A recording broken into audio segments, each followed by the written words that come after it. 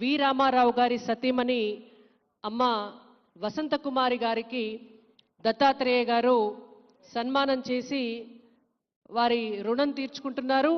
వారికి ఇదే గురుదక్షిణగా ఈ పుస్తకావిష్కరణ కార్యక్రమ సందర్భంగా వారికి సన్మానం చేస్తూ వారి ఆశీర్వాదాలు తీసుకుంటున్నారు.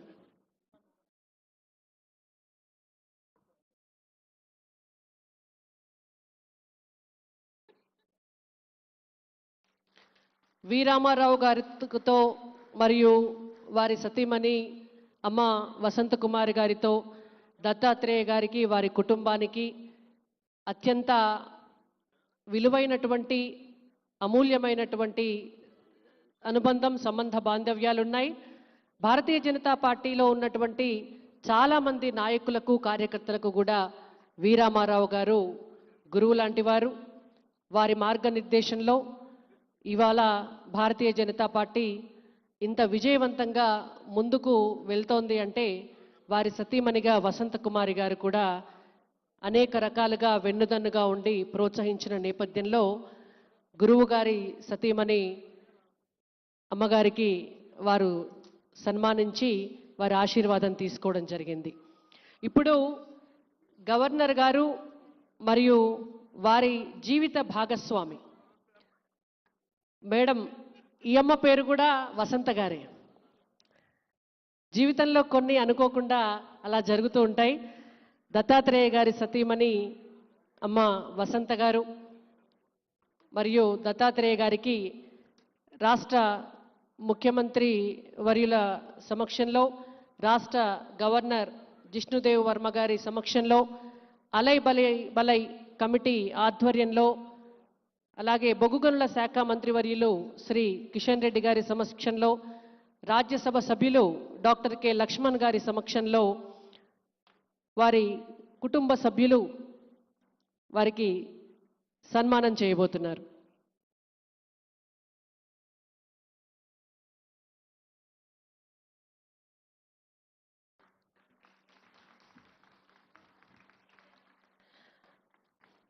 వసంత గారి భాగస్వామ్యం దత్తాత్రేయ గారి జీవితంలో చాలా అమూల్యమైనటువంటిది.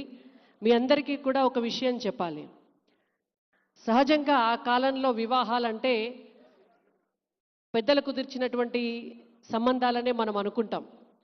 దత్తాత్రేయ గారు సంఘ కార్యకర్తగా దేశభక్తితో ఈ దేశానికి సేవ చేయాలనేటువంటి ఉద్దేశంతో పెళ్లి చేసుకోకుండా ఆర్ఎస్ఎస్ కార్యకర్తగా ఫుల్ టైం వర్కర్గా ఈ దేశానికి సేవలు అందిస్తున్నటువంటి సమయంలో వసంత గారు వారిని ఇష్టపడి పెళ్లి చేసుకుంటానని అడిగినప్పుడు దత్తాత్రేయ గారు ముందుగా దానికి అంగీకారమైనటువంటి నిర్ణయం తీసుకోలేకపోయారు.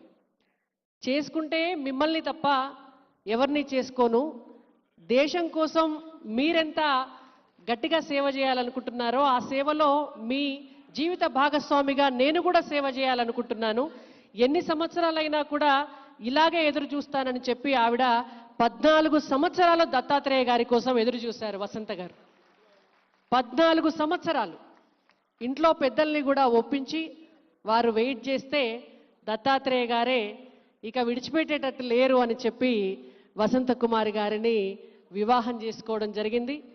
ఆ రోజు నుంచి ఈ రోజు వరకు కూడా కుటుంబ బాధ్యతలన్నింటినీ కూడా మీద వేసుకొని దత్తాత్రేయ గారికి ఎంత బిజీ స్కెడ్యూల్ ఉన్నా కూడా అటు అత్తగారి కుటుంబం కావచ్చు, ఇటు తల్లిగారి కుటుంబం కావచ్చు, వారి పిల్లలు కావచ్చు, వారందరినీ కూడా ఆ బాధ్యతలన్నింటినీ కూడా మోస్తూ వసంత గారు దత్తాత్రేయ గారికి వెన్నుదన్నుగా నిలిచారు. అటువంటి పుణ్య దంపతులని సత్కరించేటటువంటి అవకాశం ఇవాళ ఆ కార్యక్రమంలో పాల్గొనే అవకాశం మనందరికీ కూడా దక్కడం నిజంగా అదృష్టం. ఈ పుస్తకం చదివిన తర్వాత ప్రజల కథే నా ఆత్మకథలో శ్రీమతి వసంత గారి భాగస్వామ్యం కూడా ఆ ఆత్మకథలో చాలా అద్భుతంగా విశ్లేషించబడి ఉంది. కాబట్టి ఆ పుస్తకం చదివాక మీ అందరికీ కూడా సంపూర్ణంగా అర్థమవుతుంది. ఇప్పుడు తెలంగాణ రాష్ట్ర ముఖ్యమంత్రి వర్యులు మనమందరం కూడా ఎప్పుడెప్పుడు మాట్లాడతారా అని ఎదురు చూస్తున్నటువంటి శ్రీ అనుముల రేవంత్ రెడ్డి గారిని ఈ వేదికను ఉద్దేశించి మాట్లాడవలసిందిగా కోరుతున్నాము. వారికి సంబంధించినటువంటి ఒక చిన్న టాపిక్, అంటే ఇంకెక్కువ రాసి ఉంటారు దత్తాత్రేయ గారు, బట్ నేను అదొకటే చదివాను. విజయలక్ష్మి గారిని స్కూల్లో జాయిన్ చేసింది కూడా రేవంత్ రెడ్డి గారే అని చెప్పి దత్తాత్రేయ గారు పుస్తకంలో రాశారు. అంతటి అనుబంధం అంతకాలం నుంచి ఉంది అంటే డెఫినెట్గా ఇంకా వారు చాలా వారికి ఉన్నటువంటి అనుభూతులు అనుబంధ సంబంధాలన్నింటినీ కూడా మన ముందు పంచుకోవాల్సిందిగా వారిని కోరుతున్నాము. వారికి శాలువాతో సన్మానం చేసి మొమెంటోను బహూకరిస్తున్నారు దత్తాత్రేయ గారి కుమార్తె విజయలక్ష్మి గారు, అలాగే వారి కుటుంబ సభ్యులు, ఎమ్మెల్సీ అంజిరెడ్డి గారు. ఇప్పుడు రేవంత్ రెడ్డి గారిని వారికి దత్తాత్రేయ గారితో ఉన్నటువంటి అనుబంధాన్ని మన ముందు పంచుకోవాల్సిందిగా విజ్ఞప్తి చేస్తున్నాం. అన్నారండి.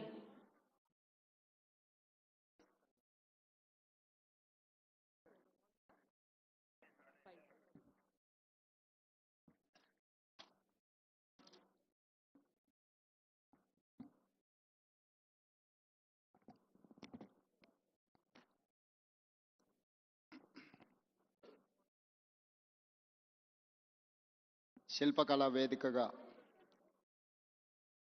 ప్రజల కథే నా ఆత్మకథ